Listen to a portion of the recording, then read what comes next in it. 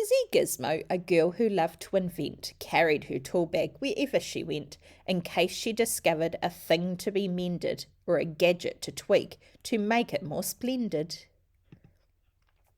But the trouble with things that have dials and switches, as they don't always work, they have certain glitches.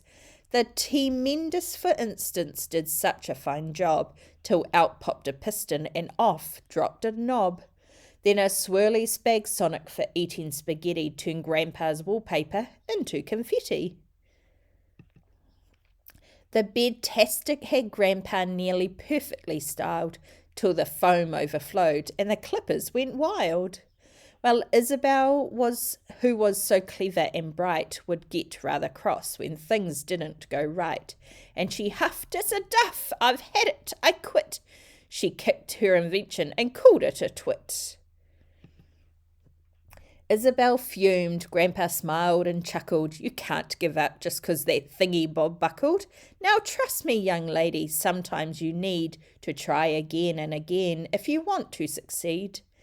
Perhaps Grandpa was right, but still Isabel sighed. She picked up her tool bag and wandered outside.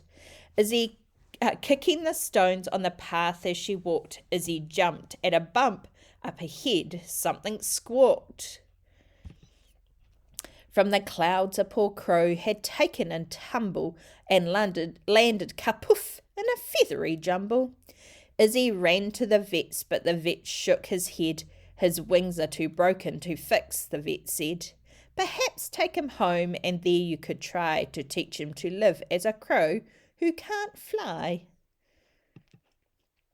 Day after day, Izzy thought she had found something fun for her crow to do on the ground, like digging for worms and racing fat slugs, hopscotch and hoopla, and searching for bugs.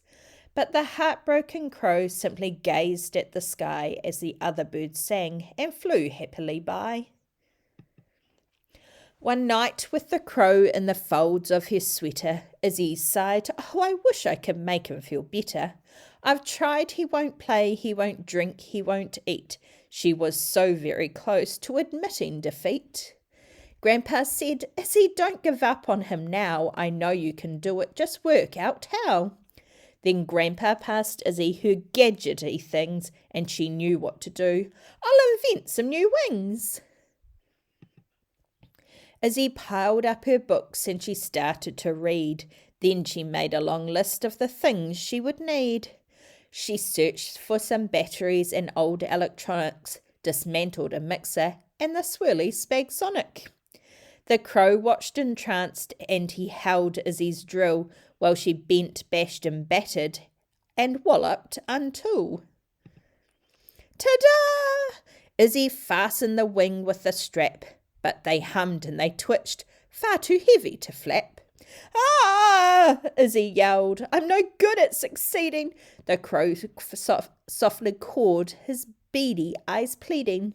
"What now?" Izzy sighed. "Try again," Grandpa said. "Oh, Kelly, follow me." And with that, off she sped. Izzy dived in a pond where she borrowed a pump.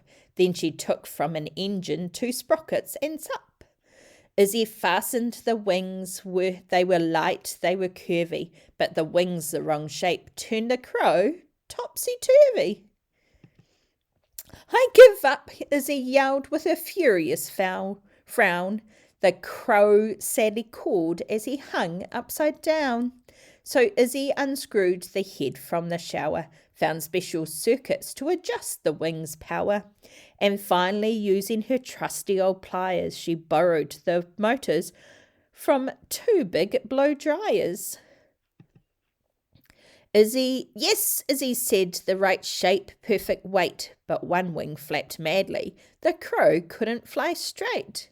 "I've had it," yelled Izzy, heading straight for the bin, but the crow blocked her path. He just wouldn't give in. Izzy twizzled and tinkered, and using his beak, the tip-tapping crow gave the screws a good tweak. Then he loosened the cog from Grandpa's old mixer.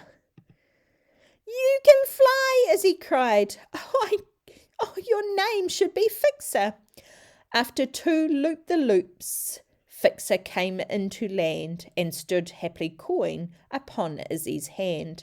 You tried very hard, Grandpa said, and succeeded. You kept at it, Izzy, you did what was needed. But don't pack your tools up, your day is not quite ended. A few things around here now need to be mended. The end.